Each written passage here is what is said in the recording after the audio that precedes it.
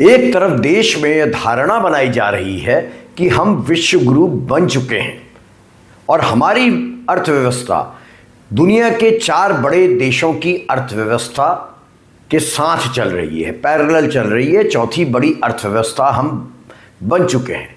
और दूसरी तरफ हालात ये हैं कि अमेरिका भारत को रूस से तेल खरीदने के लिए छूट दे रहा है। समझिएगा इस बात को, परमिशन दे रहा है कि चल भाई खरीद ले। इस विरोधाभास ने बड़े सवाल खड़े कर दिए हैं। क्या सही में हम एक बड़ी स्वतंत्र वैश्विक शक्ति हैं या फिर हमारी नीतियां पूरी तरह दुनिया के सबसे बड़े दादा अमेरिका के कंट्रोल में हैं? और इन सब के बीच एक और बड़ा प्रश्न इन दिनों बड़ी चर्चा का कारण बन चुका है, और वो यह कि क्या भारत सरकार का शीर्ष नेतृत्व यानी हमारे प्रधानमंत्री अमेरिका के आगे नतमस्तक हैं, क्योंकि इसके पीछे एप्स्टीन फाइल्स है। तो चलिए चर्चा करते हैं इस मुद्दे पर। नमस्कार दोस्तों, गुड मॉर्निंग, आदाब। भारत की विदेश नीति, ऊर्जा नीति और इंटरनेशनल रेपुटेशन, वैश्विक प्रतिष्ठा को लेकर इस समय एक बड़ा राजनीतिक और आप कह सकते हैं कूटनीतिक विवाद खड़ा हो गया है। हाल ही में अमेरिका द्वारा भारत को रूस से कच्चा तेल खरीदने के लिए 30 दिन की अस्थायी छूट देने की घोषणा की गई। बाकायदा वहाँ के एक मंत्री ने यह घोषणा की। ऐसा लगा कि भारत अमेरिका के अधीन राष्ट्र है और हमें परमिशन दे रहा है अमेरिका, और उस पर नज़र भी रखेगा। अमेरिका के वित्त मंत्री स्कॉट बेसेंट नाम है इन साहब का, इन्होंने सोशल मीडिया प्लेटफॉर्म एक्स पर यह जानकारी साझा की कि अमेरिकी फिनांस मिनिस्ट्री ने, वित्त मंत्रालय ने भारतीय रिफाइनरियों को रूस से कच्चा तेल खरीदने के लिए 30 दिन की अस्थायी टेम्परेरी छूट दे दी है। और उन्होंने इसका कारण बताया कि जो इस समय ईरान के साथ युद्ध चल रहा है उसके कारण ऊर्जा आपूर्ति में कोई प्रॉब्लम ना हो, इसलिए भारत पर यह दया की गई है। The Indians had been very good actors. We had asked them to stop buying sanctioned Russian oil this fall. They did. They were going to substitute it with U.S. oil. But to ease the temporary gap of oil around the world, we have given them permission to accept the Russian oil. We may unsanction other Russian oil. You know, the other thing Treasury can do here, Larry, is there are hundreds of millions of sanctioned barrels of sanctioned crude on the water, and in essence, by unsanctioning them, Treasury can create supply. And you know, we are looking at that. We're going to keep a cadence of announcing measures to bring relief to the market. इसके बाद America के वित्त विभाग ने एक बयान भी जारी किया जिसमें कहा गया कि 5 मार्च 2026 तक जहाज़ों पर लोड किए गए रूसी कच्चे तेल और पेट्रोलियम उत्पादों को भारत में डिलीवरी और बिक्री की अमेरिका अनुमति दे रहा है। इससे आप क्या अर्थ लगाते हैं? सीधा अर्थ ये लगता है कि हम अमेरिका के अधीन देश हैं। सिंपल क्वेश्चन है, अमेरिका कौन होता है कि वो हमें किसी काम को करने की परमिशन देगा? क्या हम अमेरिका की गुलाम देश है? अमेरिकी मंत्री की इस बदजुबानी के बावजूद विश्व गुरु का खामोश रहना बड़ी हैरानी पैदा करता है। और अब कल का वीडियो देखिए। संसद में कल नेता विपक्ष राहुल गांधी ने जमकर इस विषय पर सरकार को घेरा है। देखिए राहुल क्या कह रहे हैं। राहुल कह रहे हैं कि प्रधानमंत्री की आंखों में डर झलकता है, और यकीन मानिए अब तो ये यकीन भी होने लगा है। Are you not ashamed of selling India? Do you have no shame of selling India? You have sold our mother, Bharat Mata. Do you have no shame? But sir, the interesting thing is, the interesting thing is that I know that the Prime Minister would not sell India under normal circumstances. He will not do it. You know why he sold India? Because they are choking him. Mr. Rahul, address to the chair, please. He has sold India because they are choking him. They've got a grip on his neck. Speaker sir, मैंने बोला जब चोक लगाते हैं दूसरे व्यक्ति की आंख में देखते हो तो डर दिखता है सर, पीएम की आंख में डर दिखता है, दिख रहा है सर। सर आंख में आंख नहीं मिला पाते हैं। स्पीकर सर दो चीजें हैं सर। एक सर एप्स्टीन केस। संसद में राहुल गांधी ने प्रधानमंत्री के डरे होने की जो बात कही, सही में अब देश का एक बड़ा वर्ग उसको सच मानने लगा है। तो सबसे बड़ा सवाल यही है कि यदि भारत की विदेश नीति पूरी तरह इंडिपेंडेंट है, स्वतंत्र है, तो ये छूट जैसी भाषा का इस्तेमाल करने का दुस्साहस अमेरिका कैसे कर रहा है। और निश्चित तौर पर ऐसी भाषा विश्व भर में हमारी छवि को कमजोर कर रही है। भले ही हम कितना जुमलेबाजी करते रहें कि हम विश्व गुरु बन चुके हैं और विश्व की चौथी बड़ी अर्थव्यवस्था बन चुके हैं, संकेत बड़ा स्पष्ट है कि हमारी आर्थिक और ऊर्जा नीतियां अमेरिका के दबाव में संचालित हो रही हैं।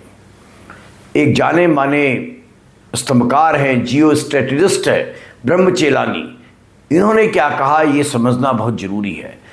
ब्रह्मचेलानी ने सोशल मीडिया पर लिखा है कि यदि भारत वास्तव में स्वतंत्र रूप से तेल खरीद सकता होता तो उसे रूस से तेल लेने के लिए अमेरिकी लाइसेंस की जरूरत ही नहीं होती। उनके अनुसार यह छूट वास्तव में एक प्रतिबंध से राहत है और यह संकेत देती है कि वैश्विक आर्थिक व्यवस्था में, इंटरनेशनल इकोनॉमिक व्यवस्था में अमेरिका का प्रभाव इतना ज़्यादा है कि हम जैसे देशों को उसके अधीन रहकर काम करना पड़ रहा है। हालांकि बीजेपी के प्रवक्ता और सरकार बैकफुट में है, मगर प्रतिक्रिया दे रहे हैं, ये कह रहे हैं कि हम तो पहले से ही रूस से तेल खरीद रहे हैं, हमने तेल खरीदना बंद ही नहीं किया, ब्ला ब्ला ब्ला। लेकिन सच यही है कि हमारी विदेश नीति पूरी तरह अमेरिका के आगे नतमस्तक हो चुकी है। भारत की वैसे स्पष्ट नीति है कि जहां से भी सस्ता तेल मिलेगा हम वहीं से खरीदेंगे। अब तक हम यही कर भी रहे थे, लेकिन जैसे ही टैरिफ विवाद उत्पन्न हुआ, अमेरिका ने हम पर पहले 25% फिर 50% टैरिफ लगाया, उसके तुरंत बाद हम बैकफुट पर आ गए। क्यों आए, ये एक बड़ा क्वेश्चन है। आखिर 50% टैरिफ यदि भारत पर अमेरिका ने लगाया, जो भी भारत एक्सपोर्ट करता है उसमें 50% टैक्स लगाया, तो भारत ने भी ऐसे ही कर देना चाहिए था। तभी तो समझ में आता है कि हम विश्व गुरु हैं, सही में हमारे में दम है। लेकिन हमने क्या किया, एक ऐसी ट्रेड डील की जिस पर हम पर अभी भी 18% टैक्स अमेरिका लगा रहा है, जबकि हम अमेरिका को अपनी बाजार फ्री में सौंप चुके हैं। एक दूसरा विवाद भी हुआ है। हिंद महासागर में IRIS डेना नाम का एक जहाज, ईरान से का जहाज था, उसको डुबा दिया गया, अमेरिका ने डुबा दिया। हिंद महासागर में टेरिटरी हमारे इलाके की, एक्शन अमेरिका ने लिया, लेकिन हमसे कोई सलाह नहीं ली। इस पर former chief of army staff general VP Malik ने बेहद तीखी टिप्पणी की है। उन्होंने कहा है कि 1988 में एक ऑपरेशन कैक्टस हुआ था, उसकी उन्होंने हमें याद दिलाई। उन्होंने कहा कि उस समय मालदीव में तख्ता पलट की कोशिश हुई थी और मालदीव सरकार ने पहले अमेरिका से मदद मांगी। अमेरिकन्स ने कहा नहीं भाई, भारत के नज़दीक हो, भारत से मदद मांगो। और फिर अमेरिकी राजदूत जॉन डीन से उस समय भारत में, उन्होंने फ़ोन करके कहा कि आपका अधिकार है, आप यदि चाहें तो मदद कीजिए। भारत ने त्वरित मदद की और 36 घंटों में ऑपरेशन कैक्टस को पूरा कर लिया गया। मालदीव में सरकार बचा दी गई। जनरल मलिक ने ऐसा क्यों कहा, उन्होंने ये बताने के लिए कहा कि वो दौर था 1988 का, 1988 का, जब अमेरिका हमारा सम्मान करता था, हमसे पूछता था। लेकिन अभी जो ईरान का जहाज़ डुबाया गया, वहाँ उसने हमसे कोई भी बातचीत करना उचित नहीं समझा। कितना फ़र्क आ गया है समझिए। कोसिए आप नेहरू जी को, कोसते रहिए बीते 70 सालों को, 60 सालों को, लेकिन जो सच है वो सामने आ ही जाता है। और सच यही है कि हम पूरी तरह इस समय अमेरिका के दबाव में हैं, घुटने टेक चुके हैं। अमेरिका जो चाहेगा वो हम करेंगे और ये बेहद जटिल कूटनीतिक स्थिति हमारे लिए है। निश्चित तौर पर अमेरिका हमारा एक महत्वपूर्ण रणनीतिक साझेदार है, लेकिन रूस तो आज़ादी बाद से ही हमारा मित्र रहा है। जब जब हम पर कष्ट आया तो रूस हमारे साथ था। लेकिन आज हमारे हालात क्या हैं? हमने ईरान का साथ छोड़ दिया। इतना बड़ा जिनोसाइड, नरसंहार वहाँ हुआ, 150 बच्चियाँ वहाँ मार डाली गईं, लेकिन हम खामोश हैं। हम इजराइल को फादरलैंड कह रहे हैं, खुद को मदरलैंड बता रहे हैं, और उसके बावजूद ये भी कह रहे हैं कि हम तो विश्व गुरु हैं। और इसी दौरान कल एक सोशल मीडिया में पोस्ट आती है सीनियर एडवोकेट, वरिष्ठ अधिवक्ता प्रशांत भूषण की। प्रशांत भूषण ने जो पूरा सिनेरियो चल रहा है उसको जोड़ दिया है कुख्यात अमेरिकी फाइनेंसर जेफरी एप्स्टीन से जुड़ी एप्स्टीन फाइल्स से। उन्होंने क्या कहा है ये समझिए। भूषण ने अपनी पोस्ट में लिखा है, the Epstein files shows among other things that Epstein was running a giant honey trap operation to blackmail powerful politicians and corporates। बड़ी लंबी ये पोस्ट है उनकी, जिसमें वो कहना ये चाहते हैं कि ये एप्स्टीन जो यौन शोषण के मामलों में आरोपी था, वो दरअसल एक बड़ा हनी ट्रैप नेटवर्क का संचालन कर रहा था, जिसके जरिए दुनिया के शक्तिशाली राजनेताओं और कॉरपोरेट हस्तियों को फंसाकर वो ब्लैकमेल करता था। ऐसा कहा जाता है कि एप्स्टीन के जहाज में जो लोग संपर्क करते थे और वहाँ रंगरेलियाँ मनाते थे, जिनमें राजनेता थे, बड़े व्यापारी थे, बड़े वैज्ञानिक थे, फिल्म स्टार्स थे, उन सब की इसके जहाज में और इसके जो विभिन्न ठिकाने थे वहाँ पर रिकॉर्डिंग की जाती थी, और इस रिकॉर्डिंग को के जरिए फिर एप्स्टीन ब्लैकमेल करता था। तो भूषण कहना चाहते हैं कि एप्स्टीन का नेटवर्क संभवतः ये केवल निजी अपराधों तक, लड़के नाबालिग बालिकाओं के यौन शोषण तक ही सीमित नहीं था, बल्कि एक सुनियोजित ब्लैकमेल तंत्र का हिस्सा था। और वो इसे जोड़ रहे हैं हमारे और इजराइल के बीच में इन दिनों जो दोस्ती चल रही है उससे। वे कह रहे हैं कि एप्स्टीन के इजराइल से निकट संबंध थे, और संभव है उसके बाद कुछ ऐसे संवेदनशील वीडियो और तस्वीरें हैं जो उसने इजराइल की खुफिया एजेंसी मोसाद तक पहुंचा दी, और मोसाद के पास तस्वीरें या वीडियो आने के कारण भारत का नेतृत्व तो इस समय बैकफुट में है और ब्लैकमेल हो रहा है।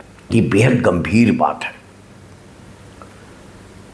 भूषण ने अमेरिका के राष्ट्रपति डोनाल्ड ट्रंप और भारत के प्रधानमंत्री नरेंद्र मोदी का उल्लेख करते हुए कहा है कि वैश्विक शक्ति संतुलन, इंटरनेशनल पावर बैलेंस, कभी कभी इस तरह के गुप्त दबावों से भी प्रभावित हो सकता है। समझिए वो क्या कहना चाह रहे हैं। और इस पूरे प्रकरण का सबसे महत्वपूर्ण निष्कर्ष शायद यही है कि अंतर्राष्ट्रीय राजनीति केवल जुमलेबाजी से, खुद को विश्व गुरु कहने से, दुनिया की चौथी बड़ी अर्थव्यवस्था कहने से तक सीमित नहीं रहती है। इसके पीछे बहुत कुछ ऐसा चलता है, बहुत कुछ खुफिया जानकारियाँ, ब्लैकमेल, निजी कमजोरियाँ, जिनके कारण कभी कभी एक पूरा देश ब्लैकमेल हो जाता है। ये बेहद गंभीर चीज़ है। आपको बुरा लग सकता है, बहुतों को ये सवाल उठ सकते हैं कि क्या ऐसा संभव है, लेकिन जो दिख रहा है उसी के आधार पर एक्सपर्ट्स हों, प्रशांत भूषण हों, ये सब लोग इन्हीं को आधार बनाकर प्रश्न पूछ रहे हैं।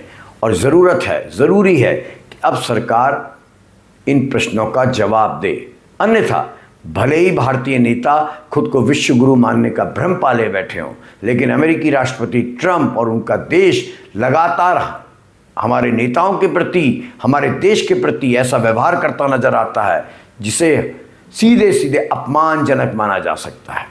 और यदि हम अपमान झेल रहे हैं तो निश्चित तौर पर हम कुछ भी हों, हम ना तो आत्मनिर्भर हैं और ना ही हम विश्व गुरु हैं।